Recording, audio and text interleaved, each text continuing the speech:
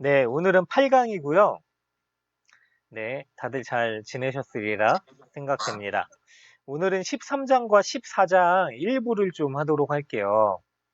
자, 좀 화면을 보면은요. 자, 예루살렘의 멸망과 종말 예언을 13장에서 합니다.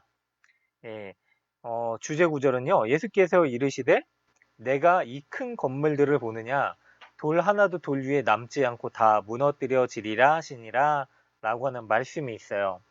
이 그림을 보면은요, 출처는 왼쪽에 적어 놨는데 너무나 긴 고로 참조하시고요. 예루살렘의 멸망의 예언이 성취되는 그 그림을 보여주고 있어요. 예루살렘이 이제 불타서 함락되고 있죠. 네, 뭐 자세히는 잘 보이지 않지만 뭐 하여튼 그런 그림입니다. 자, 지금 예루살렘이 다 무너졌죠. 원래 예루살렘이 솔로몬 때 한번 지어졌고요. 그리고 한번 바벨론에 의해서 완전히 무너졌죠.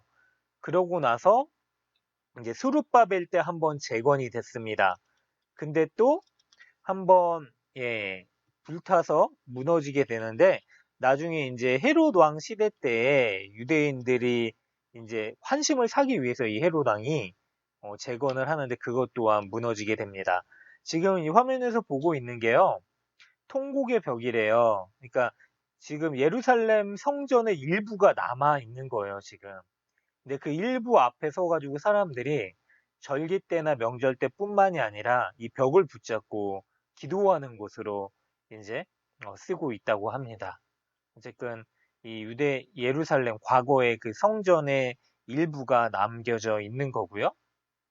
자, 예수님께서 오늘 이 내용들을 좀 보면은요, 예루살렘 성전을 지나가시는데 이 성전을 보게 되는 거예요. 예수님이 이 성전을 통하여서 예루살렘의 멸망과 종말이 오게 될 것을 예고하십니다. 자, 구약 성경에서 계속 나오는데요. 여호와의 날이 올 것이다라고 얘기를 해요. 예언이 되어져 있죠. 보면은 시온에서 나팔을 불면 나의 거룩한 산에서 경고의 소리를 질러 이 땅의 주민들로 다 떨게 할지니 여호와의 날이 이르게 됨이라 임박하였다라고 얘기를 하고 있고요. 아모스에도 보면 화 있을진저 여호와의 날을 사모하는 자여 너희가 어찌하여 여호와의 날을 사모하느냐 그날은 어둠이요 빛이 아니라라고 얘기를 합니다. 뭐냐면은 여호와의 날은 우리가 뭐 설교나 이런 말씀을 통해서 계속 이야기를 했듯이 심판의 날입니다. 그러나 하나님이 선택한 하나님의 자녀들에게 있어서는 구원의 날이죠. 심판과 구원의 양면성이 있는 날입니다. 그래서 여호와의 날을 사모하기도 하지만 그날은 어둠의 날이기도 합니다. 왜냐하면 심판받는 날이기 때문입니다. 자, 이 성막과 성전에 대해서 예수님께서 얘기해 주시는데 왜냐하면 이게 그리스도에 대한 모형으로 나타나요. 우리 말씀을 좀 보도록 할까요? 말씀을 보면은요. 마가복음 13장에 보니까 예수께서 성전에서 나가실 때 제자 중 하나가 이르되 선생님은 보소서 이 돌들이 어떠하며 건물이 어떠나이까? 라고 얘기를 하는 거예요. 당시에 이 성전이 굉장히 화려했어요. 화려했대요. 그래서 돌이 2m가 넘었고 완전히 하얀색 돌에 엄청 휘황찬란하게 그리고 안쪽에는 금으로 치장을 하고 하는 웅장한 건물이었다고 합니다. 그러니까 사람들이 이 성전을 보면은요 모두 다 와 대단하다. 뭐 마치 우리가 뭐 잠실 쪽에 가면 제2 롯데월드를 보면은 그런 탄성이 나올까요? 그러니까 막 이 성전을 보면 당시 이런 건물 자체가 없었던 거예요. 너무나 휘황찬란하고 대단한 이 성전의 위용에 제자들이 놀랍니다. 그러면서 예수님한테 질문을 하는 거죠. 선생님, 이것 좀 보세요. 어때요, 이게? 정말 대단한 건물 아닙니까? 라고 얘기를 하니까 예수님이 이런 말씀을 하세요. 2절에 보니까 예수께서 이르시되 건물들을 보느냐? 돌 하나도 돌 위에 남지 않고 다 무너지리라 라고 얘기를 하세요. 그러니까 이 건물이 무너지고 그렇죠. 성전이 무너질 것임을 암시를 하시죠. 자, 성전이 주인이 오셔가지고요. 성전이 무너질 것을 이야기를 하세요. 그러면은 이 성전이 무너지고 나서의 성전은 어떻게 대치될 것인가? 우리가 지난 장에서 한번 나눴었죠. 그렇죠. 이 건물인 율법적인 성전이 무너지고 나서 이 성전의 역할을 누가 대신하는가? 누가 대신한다 그랬죠? 우리가 형제를 하나님의 이름으로 마치 하나님께서 우리를 죄사함의 은총을 주셨듯이 우리가 함께 살아가면서 하나님을 사랑하는 마음으로 예수의 이름으로 우리의 형제를 사랑하는 모습으로 이 성전의 기능을 대체할 것이라고 말씀을 드렸었습니다. 그 이야기를 했었죠. 어떻게 그럴 수 있는가? 예수가 주인됨을 인정하고 살아가는 사람들을 통해서 그러한 일이 일어나는 거죠. 여전히 예수는요, 성전의 주인이세요. 맞죠? 이 건물의 성전을 문이 트으신 주인된 예수께서 이제 그 주를 영접하는 우리 마음의 성전의 주인 되신 예수를 믿는 이들을 통하여서 성전의 기능을 대신할 것이다 라고 얘기를 하시는 거예요. 예수님이 감람산에서 성전을 마주하여 앉으실 때 베드로와 야고보와 요한과 안드레가 묻는 거예요. 이 무너뜨리는 일이 어떻게 어느 때에 일어나겠습니까? 무슨 징조가 있겠습니까? 그러니까 예수님이 너희가 사람의 미혹을 받지 않도록 주의해라 라고 얘기를 하네요. 우리 이제 이 교환을 보면은 내용을 좀 요약해 놓긴 했는데 이런 거죠. 사람의 미혹을 받지 않도록 주의해라 라고 얘기를 하시네요. 자, 주의해라. 그리고 미혹하는 사람들이 생길 것이다. 자, 임박한 진노의 날이 오면은 거짓 그리스도인들이 나타나게 될 것이다 라고 얘기를 하세요. 그러니까 내가 예수고 내가 구세주다 라고 하는 사람들이 나오죠. 그리고 난리와 소문이 있게 될 것이다. 7절에 보니까 사람들이 이 소문을 듣고 두려워하는 거예요. 야, 이게 또 메시아가 오셨다, 메시아가 오셨다 라고 하는 소문을 듣고서 이제 우리의 날은 끝났나 보다 라고 두려워하는 거죠. 그리고 전쟁과 지진과 기근이 있을 것이다.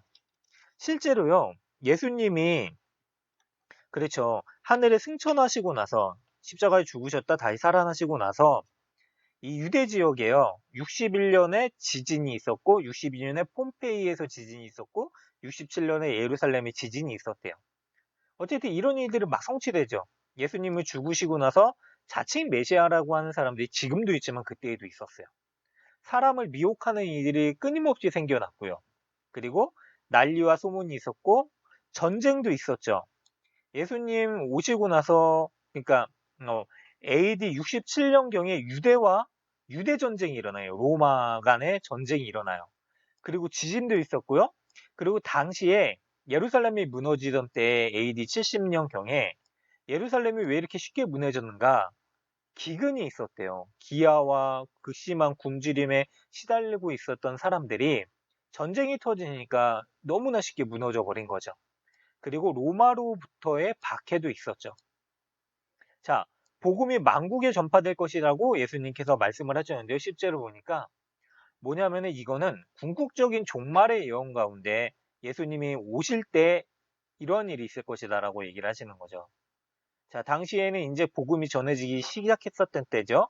근데 이 예언만큼은 예수님이 메시아로서 세상 가운데 다시 재림주로 오실 때 모든 민족에게 복음이 전파될 때에 예수께서 오실 것이다 라고 말씀을 하시네요. 근데 이게 꼭 우리가 주의해야 될 게 있어요. 뭐냐면요. 이게 여기 있는 모든 징조들이 분명히 나타나고 이루어지고 있어요. 우리 시대 가운데서도 이루어지고 있죠. 그렇잖아요.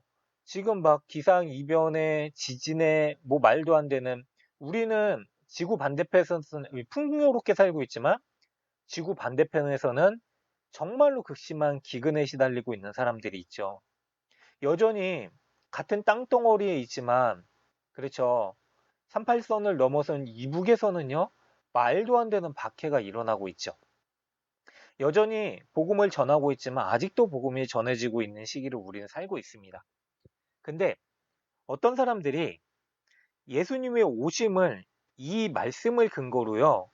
예수님의 오심을 빨리 이루려고 하는 시도를 하는 사람들이 있어요.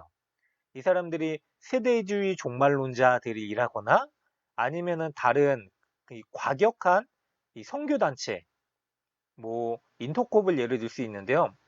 그러니까 과격한 선교단체들 같은 경우에 어떤 일을 하냐면 가서 무조건 복음만 전하면 되는 거예요. 왜냐면 내가 이 세상에서 환란을 당하고 어려움을 당해도 복음만 전하면 빨리 모든 민족, 지금 뭐 전 세계 민족이 몇 개인데 그 중에서 몇 개 아직 안전해졌고 이거를 분석해서 열방 가운데 복음만 전해지게 되면 그리고 다시 유대 지역의 복음이 전해지게 되면은 예수님이 오실 거다라고 반대로 이렇게 접근을 해가지고 예수님의 오심을 인위적으로 앞달리려는 시도를 하고 있죠. 근데 이거 잘못된 겁니다. 왜냐면 예수님의 오심은요, 우리의 어떤 노력을 통해서 이루어지는 게 아니라요, 하나님께서 하나님의 때에 정한 하나님의 그 날에 우리에게 이루어지는 거예요. 그렇잖아요. 구원의 날, 심판의 날은 우리가 하는 게 아닙니다. 근데 사람들이 이런 오해를 가지고 그런 잘못된 일들을 하는 경우도 있죠. 그래서 주의해야 돼요. 이것 또한 사람의 미혹을 받는 거죠. 왜냐하면 예수님이 오실 날을 사람이 정하는 거잖아요. 거짓 선지자들과 다를 게 뭐가 있을까요? 그래서 주의해야 되고요. 이러한 일이 있을 것이다. 근데 이 임박한 징조들이 분명히 지금 우리 가운데 이루어지고 있어요. 마지막 때가 가까이 오고 있다는 거죠. 그래서 우리는 더욱더 열심히 예수를 믿어야 되는 사람들이죠. 자, 보세요. 성령을 통해서 구속사를 완성하실 것이다 라고 말씀을 하셨어요. 보니까요. 자, 말씀을 볼까요?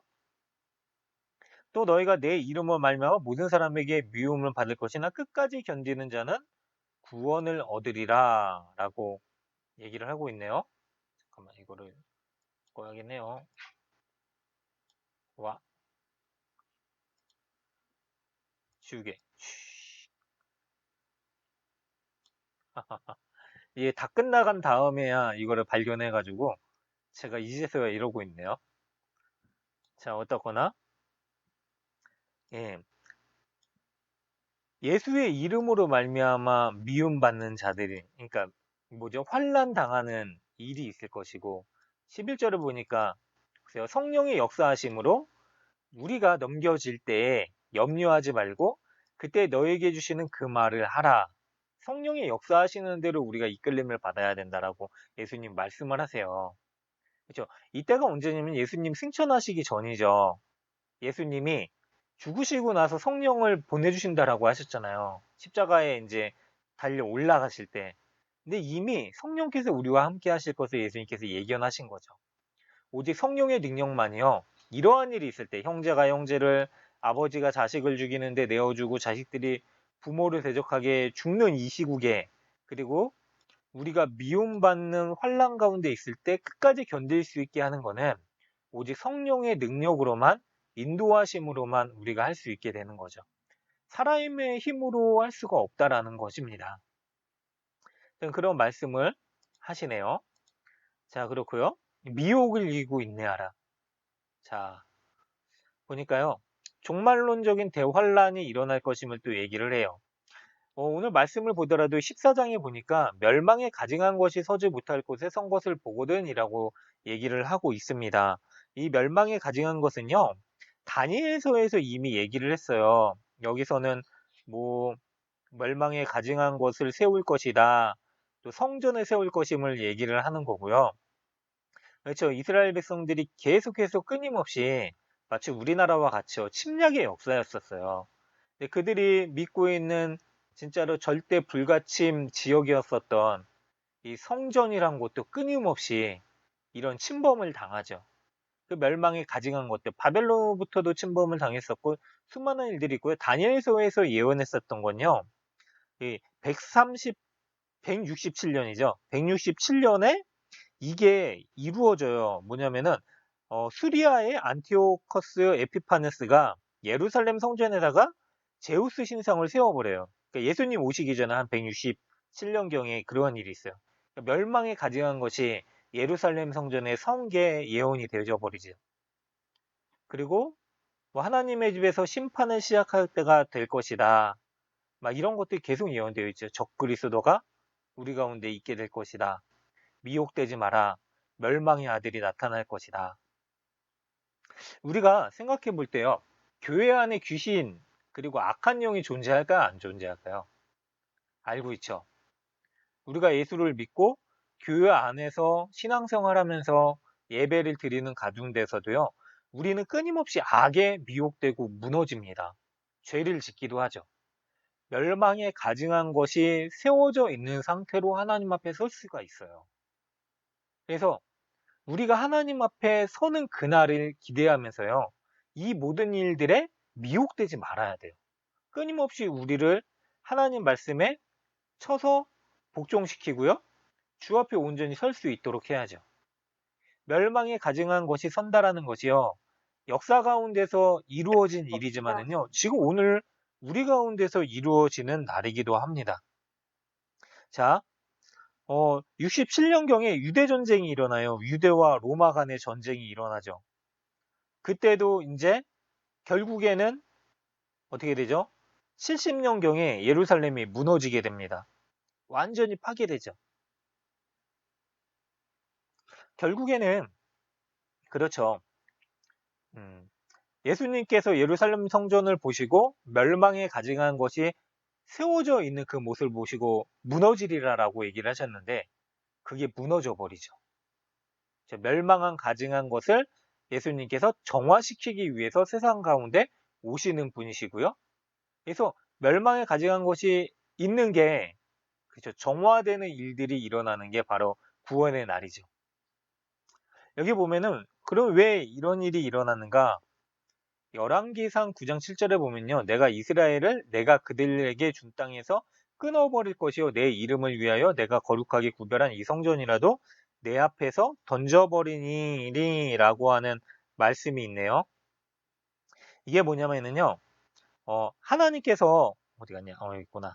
솔로몬과 약속을 하셨어요. 다윗과도 약속을 하셨죠. 뭐냐면은 그렇죠. 하나님의 말씀을 잘 지키면은 내가 너의 대를 끊임없이 이을 것이고 그리고 이 성전 가운데 하나님의 영광을 떠나지 않게 하겠다라고 하는 약속의 말씀을 주셨죠.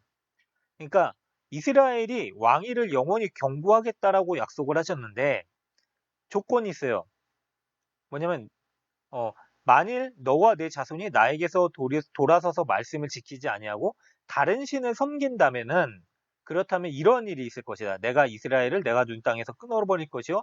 내 이름을 위하여 내가 거룩하게 구별한 이 성전이라도 내 앞에서 던져버릴 것이다. 라고 하는 말씀이 있죠. 성전이 성전 되려면은요. 뭐가 중요할까요? 위대하고 그리고 너무나 휘황찬란하고 거룩해 보이고 멋있고 장엄한 게 중요한 게 아니죠. 뭐냐면은요. 성전이 성전되려면은 하나님의 율법의 말씀이 올바로 세워지고 그 말씀에 순종하는 삶이 있었어야 됐죠. 성전의 기능은 그거예요. 그런데 성전 건축은 마무리되고 온전히 세워졌지만 언약과 율법이 대표하는 십계명 그 돌판도 여기서 존재했지만 이 성전에 더 이상 하나님과의 약속이 이루어지고 있지 않았던 거죠. 하나님의 말씀의 임재의 상징이 언약궤 안에 십계명과 모든 율법들, 그 율법을 얘기하는 사람들은 있었지만 율법을 지키지 않았던 거예요. 하나님과의 약속은 없었던 거죠. 결국엔 하나님의 약속대로 약속을 지키지 않는 이들을 통하여서 이들 때문에 이 예루살렘 성전이 완전히 무너지게 되죠. 여기 보세요. 이거 보이시는지 모르겠어요. 사람들은 널브러져 있고 막 이런 사람들은 이 사람이 이 성전 파괴를 하는 그 로마의 왕이라고 하더라고요. 하여튼 사람도 막 불나가지고 뛰어내리고 때문에 끔찍한 광경이죠. 이 여자들은 막 죽어 있고 여자들 뿐이겠어요? 막 그런 일이 일어나요. 뭐냐면은 우리가 하나님과의 약속을 깨뜨려 버렸기 때문에. 하나님은 오래 참으셨죠. 예루살렘의 역사상 이스라엘 역사를 보면요. 계속해서 끊임없이 참으셨어요. 그런데 결국에는 그렇죠. 하나님께서 이 성전을 정화시키는 일들을 하시는 거죠. 무너져 버립니다. 자, 그러면서 하시는 말씀이 뭐냐면은요. 볼까요? 24절부터 보면은요. 자, 너희는 삼가라 내가 모든 일에 너에게 미르바르느니라 그때 환란은 회가 어두워지며 달이 빛을 내지 아니하며 이건 뭐죠? 저 빛이 사라질 것이다. 완전히 흑암 가운데 소망이 없는 것 같은 날이 될 것이다. 별들이 하늘에서 떨어지며 하늘에 있는 권능들이 흔들리리라. 사람들이 믿고 있는 별들, 우상들, 모든 세상의 권세들 다 흔들려 버릴 것이다. 그때 인자가 구름을 타고 큰 권능과 영광으로 오는 것을 사람들이 보리라. 라고 말씀을 하시면서요. 그때 천사들을 보내어 자기가 택하신 자 땅끝으로부터 하늘까지 사방에서 모으리라. 이거는 하나님의 선택된 자들이죠. 그러면서 얘기를 하시는 거예요. 자, 이런 뭐 앞에서 얘기했었던 무슨 뭐 기근이 민족은 민족을 난리와 난리, 뭐 거짓 선지자들이 일어날 것인데 이런 때에 대환란이 있을 것이다. 멸망에 가진 것이 설 것이고, 이때에는 너희들이 지붕 위에 있는 자도 내려가지 말고, 환란이 극심하니까 집에 뭘 가지러도 가지 말고, 겉옷, 이스라엘 백성들의 마지막 재산이죠. 제일 소중한 이것도 가지지 말고, 아이벤 자들과 젖먹이는 자들에게 화가 있을 것이다. 너무 환란이 극심하니까. 또 일이 겨울에 일어나지 않도록 기도해라. 그날은 환란이 날이 될 것이다. 창조하신부터 이런 환란이 없고 후회도 없을 것이다. 만일 주께서 그날을 감하지 아니하셨다면 모든 육체가 구원을 얻지 못할 것이다.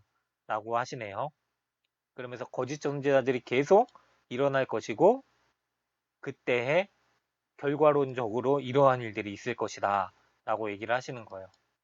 그러면서 하시는 말이 이 모든 일들이 마치 무화과 나무의 비유를 배우라 그 가지가 연하여지고 잎사귀를 내면 여름이 가까운 줄 안나니 그러니까 자연의 이치처럼 뭐 4, 5월에 잎사귀를 낸다 그래요. 그러면 열매가 맺히는 거예요. 물론 그 전에도 잠깐 우리 지난전에 다뤘듯이 파기라는 열매가 맺히긴 해요. 근데 못 먹는 열매. 그리고 나서 잎사귀가 내고 다시 뜨거운 여름 가운데 먹을 만한 열매가 나오는 거죠. 그런데 이런 것처럼 이러한 일이 있을 때 이러한 일이 당연히 일어날 것이다 라는 것을 얘기를 하시는 거죠. 그리고 너희가 이러한 일이 일어난 것을 보거든 인자가 가까이 있고 문 앞에 이른 줄 알라. 이 세대가 지나기 전에 이 일이 다 일어나리라. 근데 이 세대가 지나기 전에 이 일이 날 것이다 라고 예수님이 말씀을 하셨잖아요. 이 일이 일어났죠. 어떻게 되죠? 예수님이 죽으시고 나서 어떻게 되죠? AD 67년경에 유대와 그 로마가 유대인들이 로마 제국에 대항하는 반란을 일으켜요. 근데 이게 실패하게 되죠. 그래서 로마의 황제 베스파니아누스의 무서운 박해가 시작돼요. 그리고 뭐 베스파니아누스가 원래 장군이었는데 뭐 로마 황제 네로 황제의 명령으로 예루살렘 성전에서 반란이 일어났다라는 소식을 듣고 진압하러 가는데 갑자기 네로가 자살을 해요. 뭐 자살을 했다라고 그러는데 그러니까 이 얘기를 듣고 수도에서 그런 일이 일어나니까 이 황제가 급히 돌아가는 거예요. 회군을 해가지고 가서 원로원에서 이 장군을 황제로 세운 거예요. 베스파니아누스 장군이었는데 원래 황제로 세워버린 거예요. 그러고 나서 좋았어요. 다시 갔으면 좋았는데 유대를 잃어버렸으면 좋았는데 이 사람이 기억력이 너무 좋았나 봐요. 그래서 자기 아들인 티투스 장군을 보내가지고 여기를 완전히 초토화시켜버리는 거예요. 그러니까 죽은 사람의 숫자가 110만에 이르렀고 예루살렘의 기근과 극심한 가난이 찾아왔어서 막 심지어는 막 아비가 자녀를 먹고 막 먹을 게 없어서 굶주린 사람들이 막 뭐 배가 볼록 나와가지고 막 돌아다니가 죽기도 하고 너무나 끔찍한 일들이 많았다 그래요. 그래서 반인륜적인 일도 생기게 됐고 그러면서 그러한 거를 본 이 티투스 장군이 하나님한테 뭐라 그랬냐면 하나님 이건 제가 저지른 만행이 아닙니다 라고 탄식까지 했대요. 그러니까 너무나 끔찍한 일이 일어난 거죠. 근데 그 일 때문에 결국에는 어떤 일이 일어나느냐 유대인들이 패배하고 국가를 잃어버리고 로마 전역으로 흩어져 버리죠. 이게 디아스포라라고 우리가 알고 있는 그러니까 유대인들은 흩어진 민족이에요. 계속해서 모였다가 또 자기들이 원치 않는 일들로 인해서 뿔뿔이 흩어져 버리고 참 희한한 게요. 하나님이요. 그들을 흩트는 방법을 통해서 복음을 전하세요. 이 유대인들을 통해서요. 열방 가운데 복음이 전해지는 일들이 나타나요. 하여튼 그런 일들이 일어났다라고 하는 걸 보고요. 결국에는 주 70년에 예루살렘 성전이 예수님 예언처럼요. 돌 위에 돌 하나도 없이 완전히 파괴돼 버리죠. 그리고 하나님과의 약속을 지키지 않았었던 이스라엘 사람들 때문에 그들의 약속의 파기로 인하여서 하나님과의 약속이 파기되어 버린 것이죠. 자, 예수님이 이런 말씀을 하시네요. 천지는 없어지겠으나 내 말은 없어지지 아니하리라. 자, 그날과 그때는 아무도 모르나니 하늘에 있는 천사들도 모른대요. 아들인 예수님도 모르고 아버지만 아신대요. 그러면서 계속해서 반복해서 말씀하시는 게요. 깨어있으라. 언제든지 못한다? 뭐 깨어있으라. 그러니까 종들에게 권한을 줘서 잠시 맡겨놓고 주인이 떠났다 다시 올 때 언제일지 모르니까 종들아 깨어있으라 이런 얘기를 하는 거죠. 깨어있으라. 새벽일지 모른다. 뭐 깨어있으라. 깨어있으라. 깨어있으라. 당시에 유대인들이 결혼하는 풍습 가운데 이런 풍습이 있어요. 뭐냐면 이제 신부를 만나고요. 다시 신랑이 집으로 돌아가요.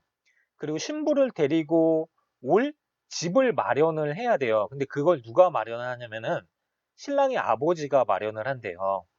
그래서 신랑의 아버지가 그 집을 딱 짓고 마음이 흡족할 때에 신랑한테 얘기를 해서 이제 데리고 와도 되겠다 라고 얘기를 한대요. 근데 만약에 신랑의 아버지가 집을 지으면서 아직도 부족해 모자라 그러면은 아직은 신부를 데려오지 못하는 거예요. 그러니까 그 날과 때는 마치 이 신랑이 신부를 데려오기 위한 그 날을 준비해야 되는 그날처럼 오직 아버지만 아시는 거죠. 그렇잖아요. 뭐 아까도 처음에 말씀드렸지만 사람이 인위적으로 조종할 수 있는 날도 아니고요. 꿈을 꿔서 맞추는 날도 아니죠. 하나님께서 환상 가운데 우리에게 말씀하시는 날도 아닙니다. 그런 일은 절대로 없습니다. 예, 성경에 나오는 예언대로라면요. 만약에 누군가 우리 주변에 꿈꿔가지고 하나님이 나한테 계시를 통해서 말씀해 주셨다라고 하면은요. 그냥 그 경찰서에 신고를 하시거나 저한테 데려오시거나 아니면 알아서 하십시오. 제가 만약에 그 말을 해도 저를 그냥 가두세요. 어디에 신고를 하셔가지고. 이게 말이 안 되는 거고. 근데 희한하게도요. 이 말에 미혹된 사람들이 많아요. 거짓 선지자, 우리나라에 공식적으로 등록된 뭐 이단들, 뭐 이게 알려진 바로는 자칭 예수가 거의 뭐 170여 명? 그렇대라잖아요.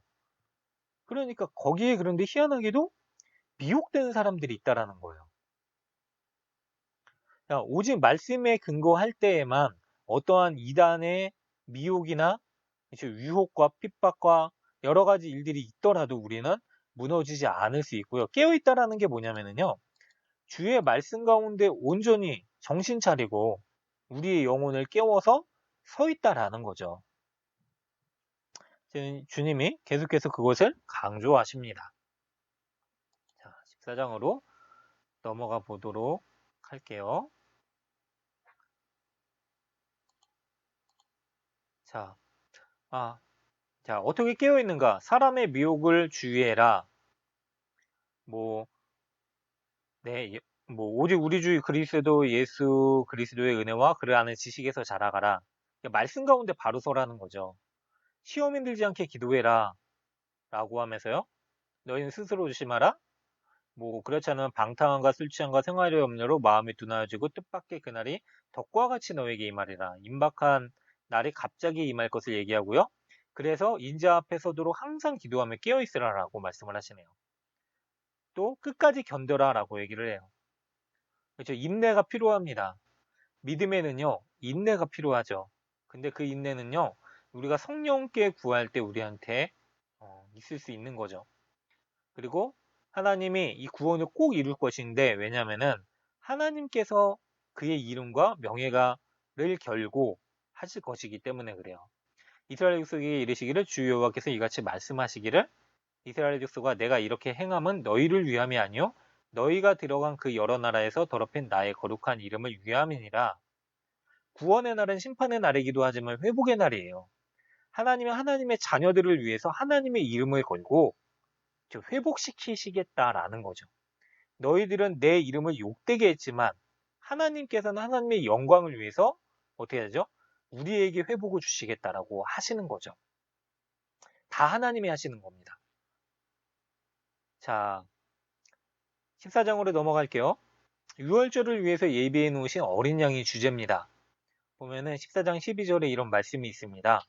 무교절의 첫날 곧 유월절 양 잡는 날에 제자들이 예수께 여짜오되 우리가 어디로 가서 선생님께서 유월절 음식 잡수시기에 준비를 원하시나이까 하매라고 합니다. 유월절을 준비하는데 그렇죠. 유월절에 어린 양도 있어야 되고 뭐 모든 게 다 필요하겠죠. 예수님이 다 준비하십니다. 제자들이 한 게 아니라요. 예수님이 준비하세요. 어떤 방법으로 하셨을까요? 예수님이 어린 양이 돼 버리시죠. 자, 그림을 보면은요. 이 향유 옥합을 깨트린 여인의 그림이에요. 좀 이렇게 뭐 어깨가 나와 있어요. 민망하기는 한데. 자, 보면은요. 이 그림이 출처가 있긴 했는데 출처는 어디냐면 어?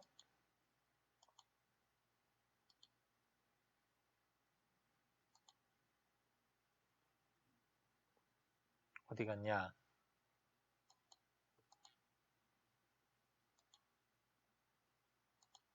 다시 화면 공유를 할게요.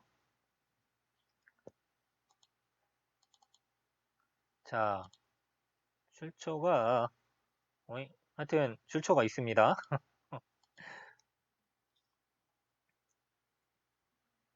자, 이 그림을 보면은요. 여기 볼게요. 여인이 나오는데 머리에다가 기름 부어서 이렇게 예수님의 발을 닦죠. 근데 여기서 보면 이 사람 표정 보이세요? 이 사람? 정말로 이상한 표정으로 막 뭐 인상을 찌푸리고 있죠. 사람들의 표정이 다 곱지 않아요. 서로 수군거리기도 하고 막 그러는데 그거예요. 이 여인이 300데나리온이나 되는 향유 옥합을 깨트리니까 발에다 부어버리니까 이 사람들의 표정이 안 좋아진 거죠. 이 사람이 아마 가룟 유다가 아닐까 생각되는데 이 그림에 또 보면은 여기가 뭐 이 그림에 해석한 게 있는데 글이 이게 사자발이래요. 의자예요, 의자. 그러니까 유다가 이 구약 성경에서 사자로 비유되는데요. 그러니까 유다의 혈통을 통해서 오실 메시아를 얘기를 하는 것 같아요. 근데 이쪽으로 멀어져 갈수록 다들 표정이 안 좋죠. 그러니까 이 개가 나오네요. 뭐 이런 걸 수도 있을 것 같아요. 개들도 상에서 떨어지는 부스러기를 먹는 심정으로 자신의 모든 것을 다해서 예수님 앞에 선 이 여인과 그렇죠. 개들보다도 더 못한 사람들이 예수님과 겸상하려고 이러고 있는 거죠. 자, 넘어가 볼게요. 아이고. 이거 아닙니다. 이거 전에 건데. 아니요. 출애굽 시 10가지 재앙을 보내신 이유가 있어요. 뭐냐면은 나의 표징을 그들 중에 보이기 위해서 하나님께서 10가지 재앙을 보내세요. 애굽에. 그래서 내가 애굽에서 행한 일 곧 내가 그들 가운데 행한 표징을 내 아들과 내 자손의 귀에 전하기 위함이니 너희는 내가 여호와인 줄 알리라 라고 얘기를 하세요. 마찬가지로요. 신약 시대의 6월절 어린 양이 되신 예수를 통해서요. 하나님이 어떠한 분이신지 알리시죠. 예수가 하나님이시지만 세상 가운데 오시고요. 자기 죽음을 담보로 자기의 백성들을 위해서 죽으시죠. 살려내시죠. 그러니까 하나님이 어떠한 분이신지를 완전히 보여주신 사건이 6월절 어린 양의 사건이고요. 자, 표징이 무엇인가? 뭐냐면은 이거예요. 출애굽기 12장 13절에 보니까 6월절에 대한 표징을 얘기하는 거예요. 내가 애굽 땅을 칠 때에 그 피가 너희가 사는 집에 있어서 너희를 위하여 표적이 될지라 내가 피를 볼 때에 너희를 넘어가리니 재앙이 너희에서 내려 멸하지 아니하리라. 신약으로 넘어와서 이게 어떻게 우리 가운데 이루어졌을까요? 예수께서 이 14장이 이거 14장이에요. 14장에 성만찬을 하시면서 얘기를 하세요. 뒤에 다루겠지만 예수의 십자가에서 죽으신 피 흘리신 그 보혈의 피로 인하여서 우리 가운데 있는 죽음이 넘어가는 거죠. 6월절을 패스오버라 그러잖아요. 넘어가다라는 표현이죠. 그래서 6월했다. 죽음이 넘어갔다라는 거죠. 재앙이 우리 가운데 넘어가는 사건. 하나님께서 이루신 사건이죠. 자, 어디서 지켜야 하는가? 6월절을. 자, 하나님께서 이 말씀을 하셨어요. 자기의 이름을 두시려고 택하신 곳에서 정한 곳이 있다라는 거죠. 여기가 어디였냐면 자, 너희는 너희 하나님 여호와께서 자기 이름을 두시려고 택하실 그곳에서 명령하는 것을 모두 가지고 갈지니 뭐 너희의 번제와 하나님이 원하시는 제물을 가지고 그곳에서 하라고 하셨는데 이곳이 어디가 되냐면 제단이 있는 곳이 어디냐면 하나님이 아브라함에게 사랑하는 독자 이삭을 데리고 모리아 땅에 가서 거기서 번제를 드리라고 한 곳이 되고요. 다윗 시대에 오르난 타작마당에 여호와를 위하여 제단을 쌓은 이곳이 되고요. 솔로몬 시대의 예루살렘이 모리아산에 여호와의 정 건축하기를 시작하니라고 하면서 솔로몬의 성전이 되어버립니다. 그렇죠?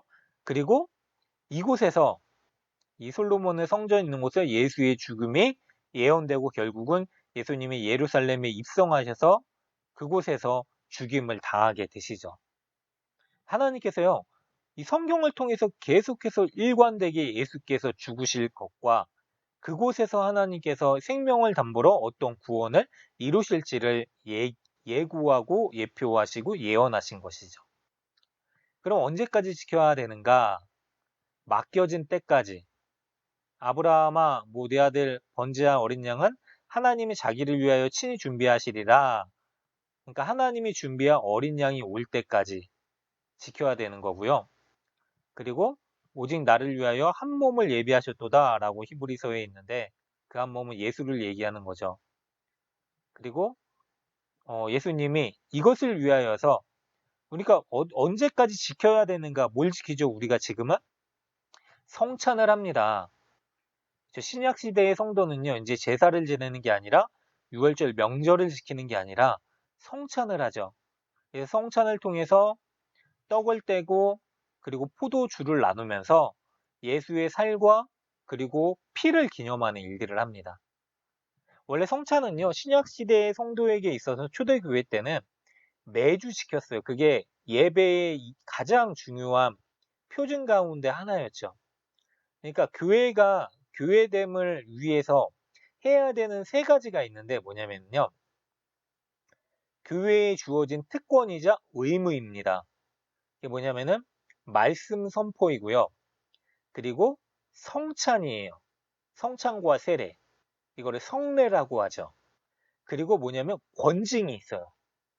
교회의 순결을 유지하기 위해서 교회의 순수성과 그리고 말씀에 보존시키는 일과 또 성도들의 예배를 온전히 세우기 위해서요. 권징을 해야 돼요. 근데 어떻게 보면은 지금 이 시대의 교회들 가운데는 권징이 사라져 버렸죠. 있잖아요. 교회가 성도를 바른 방향으로 가도록 이렇게 권고하고 또 징계하는 일들이 없잖아요.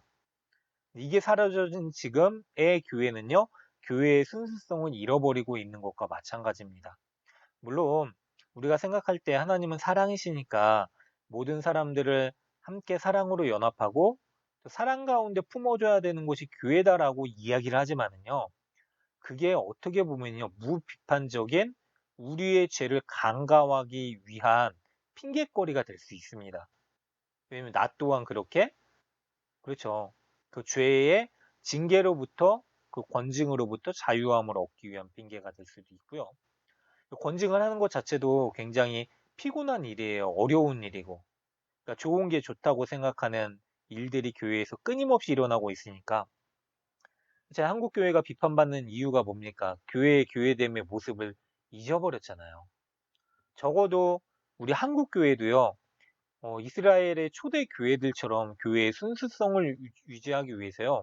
무서운 징계와 권징이 있었어요. 그러니까 저는 뭐 권징을 예찬하는 건 아니고요. 자, 성찬과 성례도요. 그렇죠. 예배의 뭐 수월함과 원활함을 위해서 분기별로 한 번 정도 시행하잖아요. 원래 매주 해야 되죠. 늘어난 거는 말씀과 그리고 다른 우리의 마음에 감동을 불러 일으키는 예배의 요소들이죠. 뭐죠? 찬양, 또 온갖 악기와 뭐 여러 가지 것들을 동원해서 사람의 마음을 움직이는 것들. 근데 초대교회에는 그런 게 없었거든요. 뭐냐면 우리 입술로만 고백하는 가사와 단수한 멜로디라도 하나님 찬양하는 이 시편의 찬양을 통해서 하나님을 찬양하고 그걸로 즐거워하고 하나님 말씀 앞에 나를 쳐서 복종하고 예수의 살과 피를 마시는 그 교제를 나누고 그리고 성도가 잘못된 삶을 살아가고 있으면은 서로의 삶을 어떻게 하죠? 점검하는 일들을 했어요. 근데 그 모든 것들이 지금 사라지고 있는 시대를 우리가 살고 있지 않나 한번 생각해 봅니다. 그래서 여러분들이 서로에게 관심을 가져주는 것 가운데 하나는요, 내 주변에 나뿐 아니라 나뿐이 나로부터 시작해야 되겠죠. 나와 함께 살아가고 있는 이들의 신앙이 어떤지에 대한 관심을 가져야 돼요. 그것도 의무죠. 근데 우리는 귀찮잖아요. 나도 제대로 못하는데 그러고 너무 방만하게 신앙생활을 하고 있는 거죠. 자, 예수님이 예수님께로 다가온 이 여인들을 보십니다. 300데나리온이나 되는 돈을 어떻게 전 재산이겠죠. 근데 예수께 나와서요. 어, 예수께 나온 여인들은요. 대부분 자기가 가진 모든 것들을 다 드리는 여인이었어요. 우리 지난 시간에 살펴봤었던 두렙돈 여인도 그랬잖아요. 그 여인의 가진 것을 모든 것을 다 하나님께 드리는 여인이었고요. 이 여인도 마찬가지죠. 근데 14장을 살펴볼까요? 좀 내용을 보면은요. 자, 말씀 보면서 할게요. 6월절과 무교절이라고 했어요. 명절이 시작된 거예요. 이제. 그런데 이때 자, 제사장들과 서기관들이 예수를 잡아 죽일 흉계로 방도를 구하고 있어요. 근데 보세요. 이들은 예수를 죽이려고 했어요. 그런데 뭐라 그러냐면 밀란이 날까 하노라. 명절에는 하지 마라. 명절이 이제 들어갔으니까 명절에는 율법에 아무것도 하지 못하도록 했어요. 오직 그 명절을 지키기만 하는 거예요. 그러니까 안식일처럼. 그래서 명절을 지켜야 되는데 이 사람들이 예수를 잡아 죽일 흉계를 하지 않는 이유가 뭐냐면 예수께서 죄를 안 지으셨기 때문에 그것 때문에 하는 게 아니라요. 밀란이 날까봐 하지 않겠다라고 해요. 웃기는 거죠. 예수의 죄됨을 이 사람들이 판단해서 하는 게 아니라 사람들의 판단에 그들의 마음이 움직이죠. 예수님이 베다니 나병 환자 시온의 집에서 식사를 하신대요. 그러니까 베다니 지역은요, 나병 환자들이 모여있는 나환자촌이에요. 근데 이미 이 나병 환자 시몬이 예수님으로부터 고침을 받았어요. 그래가지고 예수님이 이와 함께 식사를 하시는 거예요. 그런데 성경에 보면은요, 시편에도 그렇고요. 이 식사의 교제가 어떠한 모습으로 나오냐면은 식사의 교제는요, 같은 어떻게 죠 신분을 가진 이들끼리 교제를 하는 거예요. 근데 특별히 시편 23편의 5절에 보니까요. 이런 말씀이 있어요. 우리가 알고 있는 말씀인데 주께서 내 원수의 목전에서 내게 상을 차려주시고 기름을 내 머리에 부으셨으니 내 잔이 넘치나이다 라는 말이 있어요. 근데 이 내용이 그 말씀을 그대로 성취하시죠. 자, 나병 환자는 죄인 취급을 받는 자들이었습니다. 어떻게 보면 예수님의 원수와 같은 이들이죠. 함께 상종하지 못할 이들이죠. 근데 그 함께하지 못한 원수와 같은 이들과 식사를 하세요. 예수님이 친히 그들과 함께 하시죠. 뭐냐면은 그 죄인들을 다른 신분으로 만들어 주시겠다라는 거예요. 죄인이 무슨 힘이 있어서 그런 게 아니라요. 이 나병 환자가 힘이 있어서 예수를 그 식사 자리에 초대한 게 아니죠. 예수께서 그 자리에 함께 하신 거죠. 그렇다는 말은 뭐냐면은 전에도 말씀드렸어요. 왜 나병 환자와 접촉해도 예수님께는 율법이 어긴 일이 되지 않는가? 왜냐면 예수님의 거룩함이 나병 환자를 거룩하게 했기 때문이죠. 나병 환자의 부정함이 예수를 부정한 게 아니에요. 그런 일이 있을 수 없죠. 그래서 예수님이 나 환자의 신분을 바꿔버리시죠. 그리고 한 여자가 나오는데 머리에 기름을 부어요. 내 원수의 목전에서 내게 상을 차려주시고 내 기름을 내 머리에 부으셨으니 내 잔이 넘치나이다 라고 하는 말씀이 그대로 성취되죠. 그런데 어떤 사람들이 화를 내며 서로 말하여 어찌하여 이 향유를 낭비하는가. 6월절 명절에는요. 어려운 이들, 객과 고아와 가부들을 돕게끔 구제하는 그러한 일들이 있었어야 된대요. 의무적으로 그러한 일들을 해야 되는데 그걸 생각하면서 이 사람들이 화를 내는 거예요. 300데나리온은 1년치 연봉이라고 생각을 하시면 돼요. 근데 그 돈이면은 얼마나 많은 사람들을 도울 수 있는데 이 향유를 허비하느냐. 우리 오병이어 기적에서 보면은 5천 명이나 되는 사람들, 장정만, 남자만 200데나리온이나 되는 떡이 필요하다라고 얘기했던 거 기억나세요? 그러니까 300데나리온이면 엄청난 거예요. 당시 사람이 남자만 5천 명이지 식구들까지 합하면 2만 명은 됐을 거라고 얘기를 하거든요. 2만 명 먹을 수 있는 돈을 이 여인이 한 번에 그냥 깨뜨려 버린 거예요. 그러니까 가난한 자들에게 줄 수 있었는데 여자를 책망하니까 예수님이 그러시는 거예요. 가만두라 너희가 어찌하여 그를 괴롭게 하느냐? 뭐라 그러면 그가 내게 좋은 일을 하였느니라고 해요. 그러니까 이 여자가 옳은 일, 그러니까 옳은 일, 그른 일, 그러니까 착한 일, 나쁜 일, OX를 한 게 아니라 좋은 일을 했다라고 얘기를 해요. 이 말은 뭐냐면은 이 여인이 예수의 죽음을 예고하고 예수의 죽음을 위하여서 그렇죠. 장례를 준비하는 일들을 했기 때문에 이 이야기를 하시는 거예요. 나를 위해서 자기의 모든 것을 드린 이 여인. 그렇죠. 예수를 위해서 모든 것을 다 드린 여인인 거예요. 그렇다면은 예수를 위해서 드린 그 여인을 향해서 뭐라고 할 수 없는 거죠. 이거는 가난한 자들에게 줄 수 있는 기준은 하나님이 명령하신 거기는 하지만 이 사람들의 기준이죠. 이 여인은 사람에게 주는 것보다 하나님께 드리는 편을 선택했던 거예요. 그래서 좋은 일이라고 하세요. 자, 베드로가 예수님으로부터 책망받았던 사건이 있죠. 뭐죠? 예수님이 죽으러 가신다 그랬을 때 예수님이 뭐라 그래? 베드로가 죽지 않을 겁니다. 항변하여 따지고 예수님 붙들고 하는 거 꾸짖는 거예요. 그러니까 예수님이 사탄이라 그랬어요. 하나님의 일을 알지 못하고 사람의 일을 생각하는 도다라고 얘기를 하죠. 그러니까 뭐냐면 하나님의 일은 예수님이 죽으시는 거예요. 이 사람들도 마찬가지죠. 예수님의 죽으심에 대한 일보다 하나님의 일보다 사람의 일을 먼저 생각하고 있는 거예요. 이 사람들이. 그리고 이 여인이 좋은 일을 했다라고 하는 건 뭐냐면은 이게 뭐 해야 될 일, 안 해야 될 일이 아니에요. 좋은 일이라고 한 건 뭐냐면 너가 하나님의 일을 위하여 너의 전부를 드린 좋은 일을 했다라고 얘기를 한 거죠. 자, 가난한 자들은 항상 너희와 함께 있으니 한 번이에요. 이 여인은 단 한 번 예수님 하나님께 드릴 수 있는 그것을 드린 거죠. 우리 그러잖아요. 하나님 앞에 드리는 일들에 대해서 인색한 경우들이 굉장히 많아요. 저도 그래요. 시간이 있고 또 물질이 있고 저한테 주어진 것들을 분명히 하나님께서 원하시는 자리와 상황이 그려지고 있어요. 근데 제가 자꾸 미루게 되는 일들도 있어요. 뭐냐면 조금 더, 좀 더 여유로워지면, 좀 더 시간이 나면, 좀 나중에 저한테 있어서의 급한 일부터 좀 처리를 하고 근데 이 사람들과 같은 모습인 거죠.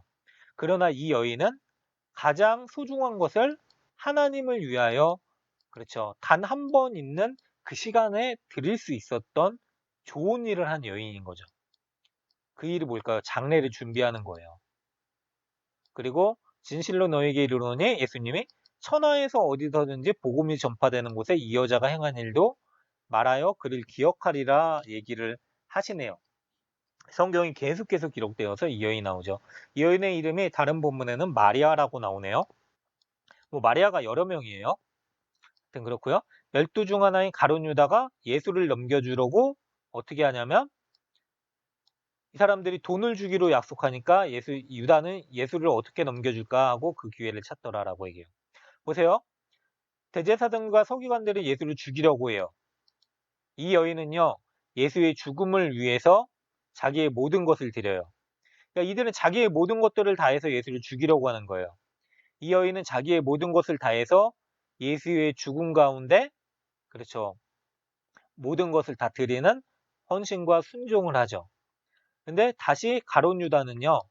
여인은 자기의 모든 것을 다 바쳐서 예수의 죽음을 준비하는데 가룟 유다는 돈을 받고 어떻게 하죠? 예수를 죽이려고 하죠. 필사적으로 죽이려고 하죠. 되게 아이러니하죠. 예수를 믿고 하나님을 아는 사람들이요. 예수를 죽이려고 해요. 성전이 무너진 것도요. 하나님을 아는 자들이 성전을 무너뜨린 거예요. 결국은. 우리도 마찬가지입니다. 우리도 예수를 알고 있죠. 예수를 예배합니다. 하나님 알고 하나님의 말씀을 알고 예배합니다. 그런데 우리가 하나님을 죽이는 일들을 하고 있을 수도 있어요. 어떨 때요? 우리가 예수만 기념하고 예수를 위해서 모든 것을 드리는 일들이 없고 또 예수께서 우리더러 예수와 같이 사랑하라고 하셨던 이들을 사랑하지 않는 일들을 할 때, 제일 많이 하는 자들이요, 교회를 제일 어지럽게 한다라고 얘기를 하잖아요, 사람들이. 원래 예수를 뭐, 그렇죠. 초신자들은 교회에 큰 어려운 일들을 막 그거 하진 않아요. 문제를 일으키거나 그러지 않죠. 더 많이 알수록요, 교회에 문제가 많이 보여요. 근데 그 문제를 어떡하죠? 우리 하나님이 그런 말씀을 하셨잖아요. 포용과 어떡하죠? 품고 그리고 보듬어 안고 하는 일들을 하지 않죠. 낱낱이 들쳐서 또 우리 사람들을 정죄하고 비판하고 하는 일들. 결국에는 예수를 아는데 예수를 죽이는 일일 수 있습니다. 그거예요. 사랑이 없는 비판은요, 그거는 사람을 죽이는 일이에요. 그거 잊으시면 안 돼요, 여러분들이. 그 사람을 사랑하기 때문에 비판하는 건데요. 그 영혼을 위해서 그러는 거거든요. 그런데 비판을 위한 비판이 되면은요, 사랑이 없는 비판은 결국은 그 영혼을 죽이는 게 될 수 있습니다. 자, 무교의 첫날. 아까 처음에 말씀드렸어요. 명절이 시작되면 아무것도 하지 않아야 되는데, 자, 이건 아니죠. 이 사람들은 어떻게 예수를 죽일까 하고 그 기회를 찾고 있어요. 결국 그들이 율법을 어기는 거죠. 예수님이 율법을 어겨서 막 주일에 안식일에 미리삭을 잘라먹고 막 병든 자를 고치고 하니까 율법을 어기고 율법을 무시했다는 생각 때문에 예수를 죽이려고 하는데, 그들은 그렇죠. 그들의 율법을 어기고 있었던 거죠. 자, 유월절 양자는 날에 예수께 여짜오되 우리가 어디로 가서 유월절 음식을 잡수시게 준비하기를 원하나이까 하니까, 제자 중에 둘을 보내면서 성내로 들어가면 물 한 동이를 가지고 가는 사람을 만나리라, 따라 들어가라. 뭐 물을 이 사람만 들고 갔겠어요? 그런데 여기가 나오는 사람이 남성형 명사예요. 그래서 보면은 당시에 뭐 물동이를 이고 가는 사람은 대부분 여인이었는데, 남자가 이고 가는 경우는 거의 없었으니까 뭐 쉽게 만났을 것이다. 예수님이 준비하신 거죠. 그리고 집주인에게 이르되 선생님의 말씀이 내 제자들과 함께 유월절 음식 먹을 나의 객실이 어디 있느냐 하시더니, 그리하면 자리를 펴고 준비한 큰 다락방을 보이니 우리를 위하여 준비하라 라고 얘기를 했다고 하네요. 자, 나귀 사건부터 모든 거를 다 이 유월절의 어린 양을 잡아서 유월절을 지키기 위한, 십자가의 순환을 이루기 위한 사건을 예수께서 다 준비하시죠. 마치 이삭을, 응? 그래요.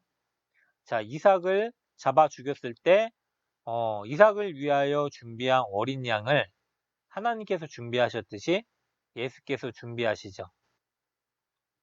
그리고 저물매 그 12를 데리고 가서 다 앉아서 예수께서 이르시되, 보세요. 내가 진실로 너희에게 이르노니 너희 중에 한 사람 곧 나와 함께 먹는 자가 나를 팔리라 라고 얘기를 하셨어요. 자, 같이 먹는다라는 거는요, 유월절은, 원래 명절은 가족들과 지키게 되어 있어요. 근데 예수님과 함께 살아가고 같이 있었던 이 12명의 제자가 예수님의 진정한 가족이 된 거죠. 그들과 함께 유월절을 준비하고 같이 먹고 있는데, 너희와 나와 함께 먹는 자가 나를 팔 것이다 라고 예수님 말씀하시죠. 근심하면서 이 제자들이 하는 게 저 아니죠, 저 아니죠. 자기 회피죠. 자기 회피만 하고 있는 거예요, 제자들이.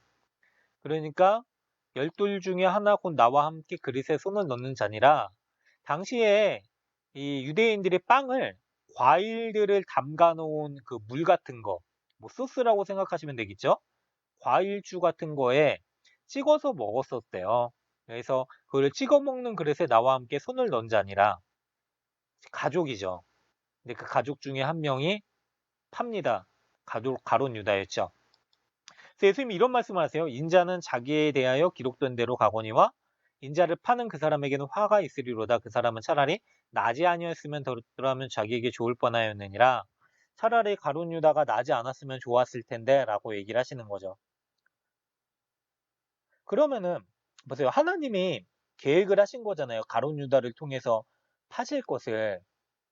그러면은 이게 어떻게 된 일인가? 가룟 유다한테 무슨 죄가 있는가라고 생각을 할 수도 있을 것 같아요. 그런데 예수님이 여기서도 보여주시는 게 뭐냐면요.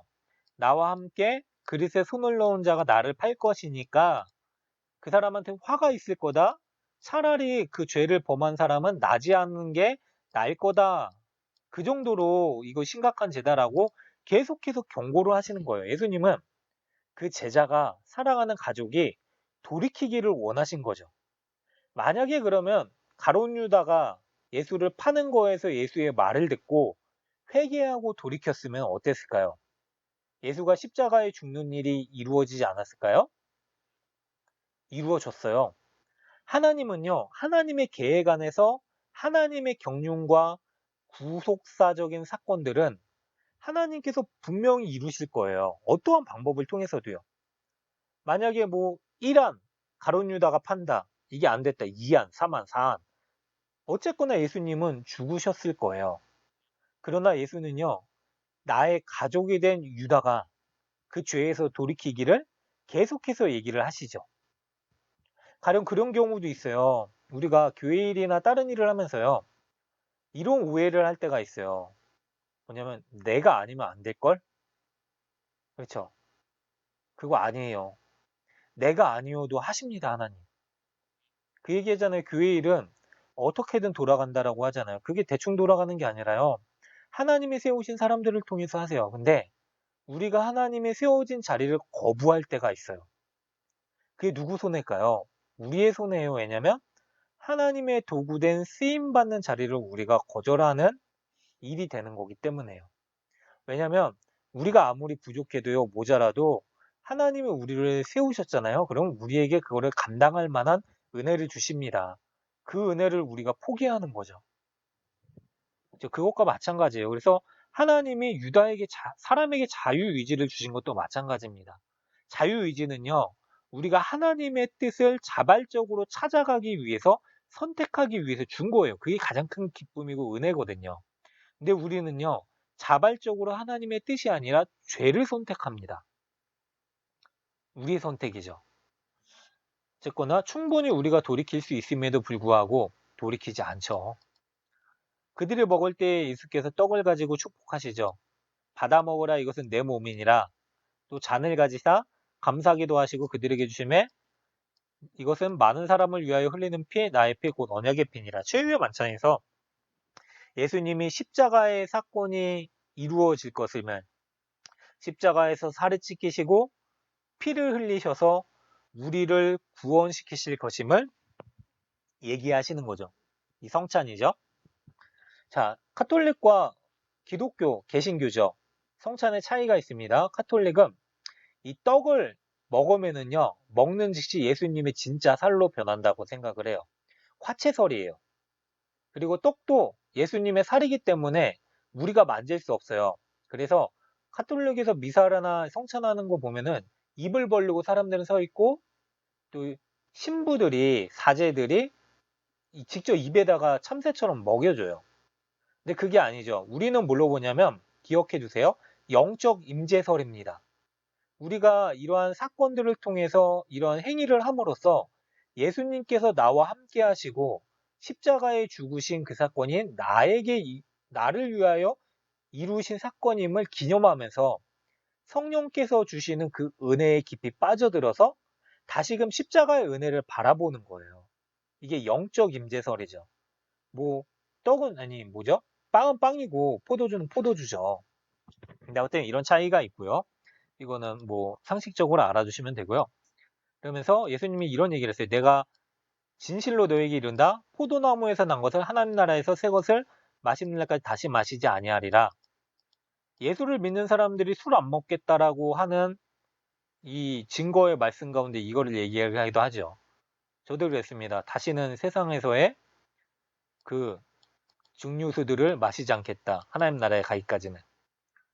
근데 이 포도나무에서 마시는 것을 먹는다는 건 잔치를 의미해요. 그러니까 하나님 나라에서 이루어질 진정한 잔치를 경험할 때까지는 세상의 소소한 기쁨 가운데 내가 도취되거나 안주하지 않겠다라고 얘기를 하시는 거죠.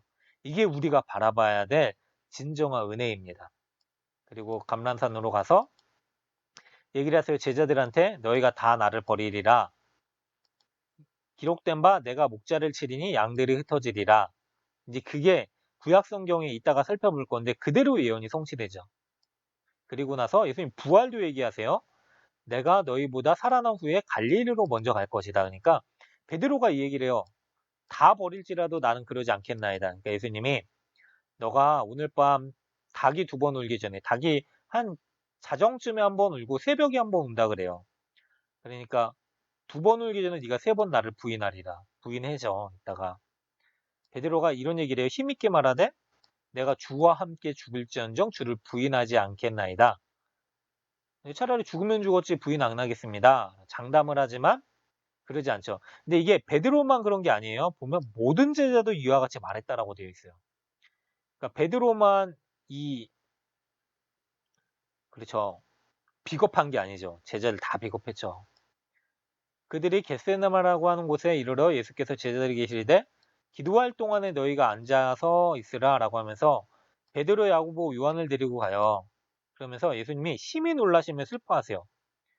그래서 내 마음이 심히 고민하여 죽게 되었으니 너희는 여기 머물러 깨어 있으라 라고 다시 얘기하세요. 그러니까 함께 기도해라 라고 얘기를 하신 건데 땅에 엎드려 될 수 있는데 이 말씀을 하세요. 될 수 있는 대로 이때가 자기에게서 지나가기를 구하여 아빠 아버지여 아버지께서는 모든 것이 가능하오니 이 잔을 내게서 옮기시옵소서. 그러나 나의 원대로 마시옵고 아버지의 원대로 하옵소서라고 얘기를 하네요. 잔은 진노와 그렇죠. 심판의 잔이라고 말씀을 드렸어요. 예수께 쏟아질 그 심판을 저에게서 옮기시옵소서. 그러니까 하나님의 예정의 경륜, 전능하신 하나님의 경륜이라면은 예수님이 알고 있었을 거예요. 이 잔을 옮기셔도 하나님께서는 다른 방법으로 이루실 것을. 그러나 아버지의 원함대로 다시 이루실 것을 얘기를 하시죠. 제자들이 뭐하고 있었냐면 자고 있어요. 그러니까 예수님이 베드로에게 말씀하시되 너가 1시간도 깨어있을 수 없느냐. 시험에 들지 않게 깨어있어 기도하라. 마음에는 원이라도 육신이 약하도다. 이게 환난 날에 그러니까 진노의 잔이 쏟아 부어질 환난 날에 제자들이 바로 서기를 바라는 마음에서 하신 거죠. 깨어 있어라. 우리가 마음은 있지만 육신이 약하기 때문에 환난 날에 무너지게 된다. 그러니까 기도해라. 깨어 있으라. 다시 기도하고 그러나 와서 보니까 그냥 눈이 피곤한 거예요. 예수님이 무엇으로 대답할 줄을 그들이 알지 못하고 있으니까 두려워하고 있는 거죠. 좀 예수님이 또 예수님 또 졸았다고 말씀하시면 어떡하지? 그러고 있으니까 예수님이 다시 죽을 것을 얘기하시죠. 이제는 자고 쉬라. 그만 되었다. 때가 왔도다. 인자가 죄인의 손에 팔리니라. 일어나라 함께 가자. 보라 나를 파는 자가 가까이 왔느니라. 예수님이요. 하나님께 기도하셨죠. 아버지의 원대로 하옵소서라고 기도하시고 나서 적극적으로 일어나라 함께 가자. 이제 하나님의 진노의 쓴 잔을 마시러 가자. 적극적으로 하나님의 십자가를 성취하세요. 어쩔 수 없이 예수님이 하나님 때문에 십자가를 지신 게 아니라 예수님이 이제는 원함대로 아버지의 뜻을 따라 예수님이 의도적으로 십자가를 지신 사건이 되는 거죠. 자, 여기까지 할게요. 보니까요. 자, 예수님 말씀하시죠. 많은 사람을 위하여 흘리는 언약의 피. 네, 이사야서에 보니까요. 잘 알고 있는 말씀이죠. 우리는 다 양 같아서 그릇 행하여 각기 제 길로 갔거늘 여호와께서는 우리 모두의 죄악을 누구죠? 예수에게 담당시키셨죠. 그리고 상함과 질고를 당하게 하시고 그의 영혼을 속건제물, 우리를 대신해서 드리신 것이에요. 예수님이 마음이 괴로워서 이거 같은 본문인 거죠. 요한복에 나온. 그러나 예수님이 알고 있었어요. 내가 이를 위하여 이때에 온 것을 알고요. 예수님이 그 십자가를 우리를 위하여 지십니다. 그럼 우리는 어떻게 살아가야 되는가? 우리는 예수 그리스도의 심장을 이식받았다라고 얘기를 하잖아요. 우리 가운데 이제 예수의 피가 흐르고 있는 거예요. 그래서 바울이 얘기하죠. 그리스도의 심장으로 너희 무리를 얼마나 사모하는지 하나님이 내 증인이시니라. 자, 언약의 피. 히브리서에 보니까요. 이 피로 인하여서 정결하게 되고 죄사함을 얻었어요. 예수의 피죠. 자, 이거 다 예언되어 있는 거, 이건 한번 교환해 보시고 참조해 보시면 되고요.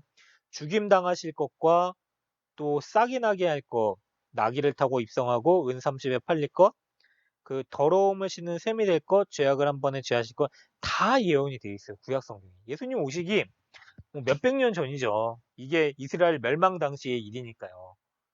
그런데도 그 예언이 온전히 다 성취되고 우리에게 구원의 은혜가 주어지죠. 겟세마네의 기도, 그렇죠. 우리를 위한 대제사장이 되셔서 우리를 위하여 기도하시는 분이 되십니다. 그 내용은 보시면 되고요. 자, 예수는 육체에 계실 때에 자기를 죽음에서 능히 구원하실 이에게 심한 통곡과 눈물로 간구와 소원을 올렸고 그의 경건하심으로 말미암아 들으심을 얻었느니라. 이 들으심은 뭘까요? 십자가를 성취하라는 아버지의 뜻이죠. 그리고 십자가를 지십니다. 자, 여기까지 했는데요. 어쨌거나 그거예요. 어, 성전된 우리는요, 다시 성전을 얘기하고 말씀 마칠게요. 성전의 주인이신 예수의 은혜로 살아가는 사람이죠. 지금 이 시대의 성전은 우리입니다. 우리 안에 예수께서 함께하고 계시다면은요, 저 하나님의 약속을 우리가 이루면서 살아가야 되죠. 하나님의 약속이 뭘까요? 예수님이 주신 두 가지 계명이죠. 아버지 하나님을 목숨처럼 사랑하고, 그리고 내 이웃을 목숨처럼 사랑하고. 사랑이 제일 큰 계명이라고 얘기하잖아요. 그게 우리 안에 없다면은요, 우리는 이미 허물어진 성전이로 살아가고 있는 걸 수도 있습니다. 어쨌든 13장, 14장 오늘 내용을 좀 한번 고민해 보시면서요. 또 한 주를 묵상하시면서 보내시길 바라고요. 또 과제도 이제 내주셔야죠. 그리고 아마 이제 2번 정도만 더 하면은 마무리가 될 것 같아요. 그래서 그동안 잘 달려오셨는데 또 앞으로 남은 시간도 함께 잘 달려주시기를 또 부탁드리고요. 오늘은 이만 마치도록 하겠습니다. 늦은 시간까지 좀 길었지만 다들 수고 많으셨습니다.